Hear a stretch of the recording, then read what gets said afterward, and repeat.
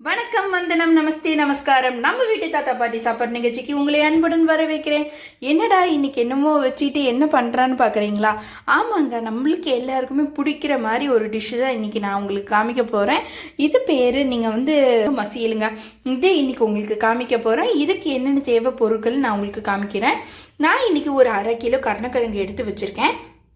இதுக்கு 1/2 கிலோ கருணக்கிழங்கு எடுத்து வேக வச்சு தோல் உரித்து நான் இங்கே எடுத்து வச்சுருக்கேன். ஸோ நீங்கள் இந்த மாதிரி உப்பு மஞ்சள் பொடி போட்டு வேக வச்சு தோல் உரித்து எடுத்து வச்சுக்கோங்க. அதுக்கப்புறம் 1 கப்பு தோரப்பருப்பு போட்டு வேக வச்சுருக்கேன். அப்புறம் ஒரு கொட்டு ஒரு எலுமிச்சை சைஸில் புளி, ஒரு எலுமிச்சை சைஸ் புளி, அதுக்கப்புறம் அரை கப்பு தேங்காய், ஒரு அரை மூடி தேங்காய் வேணும். சரிங்களா? இது அரை மூடி தேங்காய் வேணும். அதுக்கப்புறம் இதுக்கு தாளிக்க கடுகு 1 ஸ்பூன், கடலைப்பருப்பு 1 ஸ்பூன், உளுத்தப்பருப்பு 1 ஸ்பூன், கருவேப்பிலை தேவையான அளவு, ஒரே ஒரு கொஞ்சோண்டு வெல்லம், அதுக்கப்புறம் நான் 6 பச்சை மிளகாய் எடுத்திருக்கேன், ஒரு பெரிய துண்டு இஞ்சி, உப்பு தேவையான அளவு, மிளகாத்தூள் ஒரு ஸ்பூனு, மல்லித்தூள் ஒரு ஸ்பூனு. ஸோ இது எப்படின்னு நம்ம பார்க்கலாமா? வாங்க. முதல்ல ஒரு வால்னியில் கடுகு போட்டுக்கோங்க. கடுகு, உளுத்தப்பருப்பு, கடலைப்பருப்பு இது எல்லாத்தையும் போட்டு தாளிச்சுக்கோங்க. நான் நல்லெண்ணெய் எடுத்திருக்கேன்.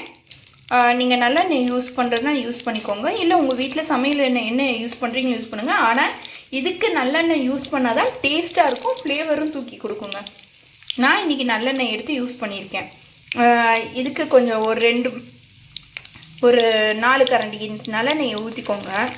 ஊற்றிட்டு கொஞ்சோண்டு கடுகு போட்டுக்கோங்க. வச்சுருக்க கடுகு, உளுத்தப்பருப்பு, கடலைப்பருப்பு இதெல்லாம் போட்டு நல்ல கடுகு இதெல்லாம் வெடிக்கட்டும். அது எல்லாம் வெடிச்சிருச்சு. இப்போ நம்ம வச்சுருக்க கருவேப்பிலை போட்டுக்கலாம். கருவேப்பிலை போட்டு இதுக்கு வச்சுருக்க இஞ்சி போட்டுக்கலாம். பச்சை மிளகாய் போட்டுக்கலாம். வெடிக்கும், கொஞ்சம் பார்த்துக்கோங்க.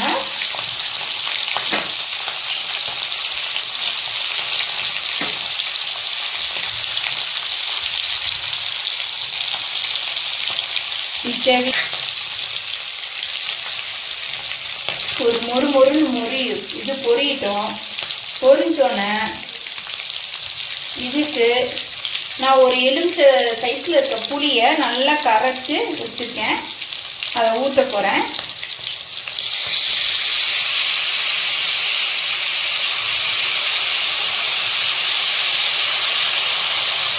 அரை ஸ்பூன் மஞ்சள் பொடி போட்டிருக்கேன்.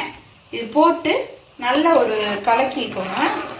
கலக்கிட்டு ஒரு கொதி வரட்டும். இதுக்கு தேவையான எடுத்து வச்சிருக்க மிளகாத்தூள், மல்லித்தூள், அதுக்கப்புறம் உப்பு, இது எல்லாத்தையும் நான் இதில் போட்டுறேன். இது நல்லா கொதிச்சு பச்சை வாசனை போகணும். நம்மளுக்கு புளியோட பச்சை வாசனை இல்லாமல் இருந்தால் தான் நல்லது. இப்போ பார்த்தீங்கன்னா கருணக்கிழங்கு பெரும்பாலும் சில பேருக்கு தெரியும், சில பேருக்கு தெரியாது கருணக்கிழங்குங்கிறது. இந்த கருணக்கிழங்கு ரொம்ப உடம்புக்கு நல்லது. நம்மளுக்கு நிறைய பேருக்கு இதை வாங்காமல் வச்சுருப்பீங்க. இதுக்கப்புறம் இதை பார்த்துட்டு நீங்கள் கண்டிப்பாக வாங்கி நீங்கள் சமைப்பீங்க பாருங்கள். ஏன்னா இது பார்த்தீங்கன்னா நீங்கள் உங்களுக்கு தெரிஞ்சது பார்த்தீங்கன்னா இதில் நிறைய மூலிகை இயற்கையாகவே நம்மளுக்கு கொடுத்த மூலிகை மருந்துன்னு சொல்லலாம். இது இதில் தான் விளையுது, மண்ணுக்குள்ளே தான் விளையுது. நீங்கள் மற்ற கிழங்கு காட்டிலையும் இதில் ஒரு ஸ்பெஷல் தன்மை இருக்குது. இதில் நம்மளுக்கு உடம்புக்கு பார்த்தீங்கன்னா இது எக்ஸ்பெஷலி பார்த்தீங்கன்னா ரொம்ப பெண்களுக்கு ரொம்ப நல்லது. இந்த கருணக்கிழங்கை எடுத்து வேக வச்சு ஒரு மசிச்சு கொஞ்சோண்டு வெல்லத்தை போட்டு நீங்கள் இதுக்கு கொடுங்க. பெண்களுக்கு கொடுக்கும்போது உங்களுக்கு வீட்டில் இருக்க பெண்களுக்கு கொடுக்கும்போது அவங்க வீட்டில் மாதவிடாய் டைமில் அவங்க கை, கால், வயிறு, தலைவலி இந்த மாதிரி சொல்கிறவங்களாம் இருப்பாங்க பார்த்தீங்களா அவங்க வீட்டில். அவங்களுக்கெல்லாம் இந்த மாதிரி கொடுத்து பாருங்க. அவங்களுக்கு உடம்புல இருக்க கை கால் வலியெல்லாம் கொஞ்சம் போகும். அது மட்டும் இல்லைங்க, நீங்கள் இந்த கிழங்குல உங்களுக்கு என்ன மகிமை இருக்குன்னா இது மூலத்துக்கு ரொம்ப சிறந்த உணவு. மூலம் வியாதி உள்ளவங்களுக்கு நீங்கள் வெளியிலன்னா மருந்து தேட வேணாம். இந்த இதுலேயே மருந்து இருக்குது. இந்த கருணக்கிழங்க நீங்கள் எடுத்து நீங்கள் வேக வச்சு சாப்பிட்டு பாருங்கள். கருணக்கிழங்கு வேக வச்சு சாப்பிடும்போது உங்களுக்கு மூல வியாதி சரியாக போயிடும். அது மட்டும் இல்லைங்க, நீங்கள் இப்போ சில பேருக்கெலாம் இதாக இருக்கும், உடம்புல வாத வியாதிலாம் வரும். வாதம் மாதிரி இருக்கிறவங்களுக்கு இது வாரத்தில் 2 நாள், இந்த வாத வியாதி இருக்கவங்க இந்த கருணக்கிழங்கு வாரத்தில் 2 நாள் சமைச்சு சாப்பிட்டாங்கன்னா உடம்புல இருக்க வியாத வியாதிலாம் போயிடும். இதில் நேச்சுரலாகவே ஃபைபர் சத்து ஜாஸ்தி, சத்து ஜாஸ்தி, விட்டமின் இருக்குது, புரோட்டீன் இருக்குது. ஸோ அதனால நம்மளுக்கு ஃபைபர் சத்து ஜாஸ்தினால ஈஸியாகவும் ஜீரணமாகவும் நம்மளோட கட் ஹெல்த்தும் நல்லா இருக்கும். ஸோ இது மாதிரி செஞ்சு கொடுத்து பாருங்க. இப்போ நல்லா கொதிச்சிருச்சு. இப்போ நம்ம எடுத்து வச்சிருக்க கருணக்கிழங்க நல்லா ஒரு உதுத்த மாதிரி அப்படியே போட்டு விட்டுருங்க. நான் லைட்டாக அப்படியே உதுத்த மாதிரி போட்டுடுறேன்.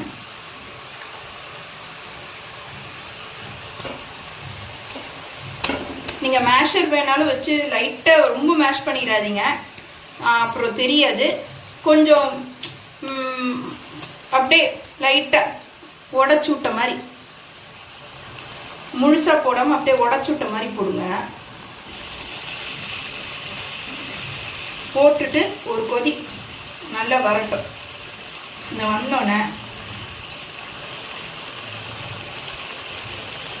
ஒரு கலர் கலரிக்கலாம்.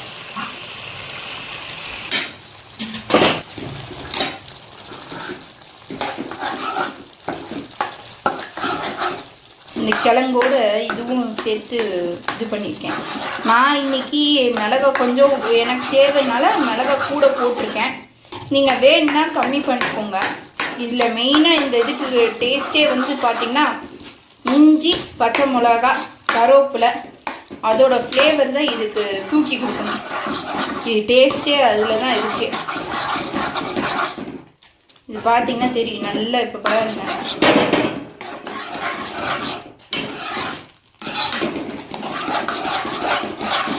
இதோட சேர்ந்து அப்படியே கலரி வருது. இது நல்ல மச்சு பண்ணுறதுனால தான் இது பேர் மசியல். ஆமாம், நல்லா ஒரு இது வந்துருச்சு. இதோட புளி எல்லாத்தோடையும் சேர்ந்துருச்சு. இப்போ நம்ம எடுத்து வச்சிருக்க பருப்பை இதை தண்ணி ஊற்றிடக்கூடாதுங்க. பருப்பு ரொம்ப தண்ணிலாம் ஊற்றி இது பண்ணிடாதீங்க. இது பருப்பு கொஞ்சம் கெட்டியாக தான் இருக்கணும், சரிங்களா? தண்ணி ஊற்றிட்டிங்கன்னா சாம்பார் கணக்காயிரும். இது சாம்பார் மாதிரி இருக்காது. இது மசியல்னால இப்படி தான் இருக்கும். கொஞ்சம் கெட்டியாக வச்சுக்கோங்க. ரொம்ப அதுக்குன்னு கெட்டியாக இருந்துச்சுன்னா கொஞ்சம் வேணால் தண்ணி ஊற்றி நெகழ்த்திக்கோங்க. அதுக்குன்னு ரொம்ப கெட்டியாக வச்சிடாதீங்க.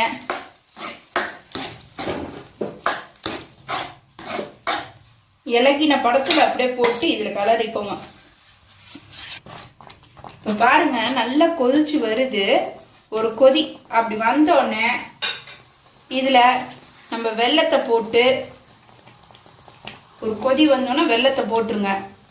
வெல்லத்தை போட்டு அப்படியே இதை அணைக்கிறதுக்கு முன்னாடி வெல்லத்தை போட்டோமா, அப்புறம் ஒரு 3/4 ஸ்பூன் பெருங்காயம், கொஞ்சம் ஃப்ளேவருக்கு தூக்கி கொடுக்குற மாதிரி ஒரு 3/4 ஸ்பூன் பெருங்காயத்தை அப்படியே ஸ்ப்ளிட் பண்ண மாதிரி போட்டுட்டு அப்படியே கிளறிட்டு, ஒரு கிளறு இப்படி கலர் அப்படி ஒரு கிளறிடுங்க.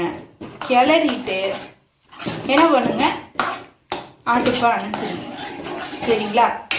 அடுப்பை அணைச்சிட்டு நம்ம வச்சுருக்கோமா தேங்காவை நல்லா பூவாக துருவி வச்சுருக்கேன். ஸோ இந்த தேங்காவை என்ன பண்ணுறேன், அப்படியே மலை சாரல் மாதிரி போட்டுக்கலாங்க. அப்படியே உதிராக இருக்குது பார்த்தீங்களா? இந்த இது அப்படியே போட்டு அடுப்பு அணைச்சதுக்கப்புறம் போடுங்க. அப்புறம் ஃப்ளேவர் தூக்கி கொடுக்கும். அப்படியே போட்டுட்டு ஒரு தூக்கி வச்சிட வேண்டியதான்.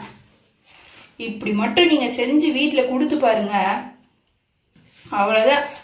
ஒரு நீங்கள் தோசைக்கோ சாத்துக்கோ வச்சிங்கன்னா நீங்கள் அப்புறம் நெக்ஸ்ட்டு குண்டா நீங்கள் தான் சாதம் வைக்கணும். அது மட்டும் இல்லை, இது மாதிரி செஞ்சு கொடுத்தீங்கன்னா தோசையோ சப்பாத்தியோ வைக்கும்போது நீங்கள் எக்ஸ்ட்ராவாக சப்பாத்தி சுடுற மாதிரி இருக்கும், தோசை சுடுற மாதிரி இருக்கும். செஞ்சு பாருங்கள். ஸோ நம்மளோட கருணக்கிழங்கு மசியல் ரெடி ஆயிடுச்சுங்க. வாங்க சாப்பிடலாம். இதே மாதிரி நீங்க வீடியோஸ் பார்க்கணும்னு நினைச்சீங்கன்னா மறக்காம நம்ம வீட்டு தாத்தா பாட்டி சாப்பாடு நிகழ்ச்சியை நீங்க லைக் பண்ணுங்க, சப்ஸ்கிரைப் பண்ணுங்க அண்ட் ஷேர் பண்ணுங்க. உங்களுக்கு தெரிஞ்ச இதே மாதிரி வேற ஏதாவது ரெசிபி வேணும்னு நினைச்சீங்கன்னா கமெண்ட் செக்ஷன்ல நீங்க சொல்லுங்க, நான் உங்களுக்கு செஞ்சு தரேன். ஸோ அது மாதிரி நீங்க பார்க்கலாம். ஸோ இதே மாதிரி வீடியோ வேணும்னா நெக்ஸ்ட் வீடியோல நான் பார்க்குறேன். உங்களோட பாய்.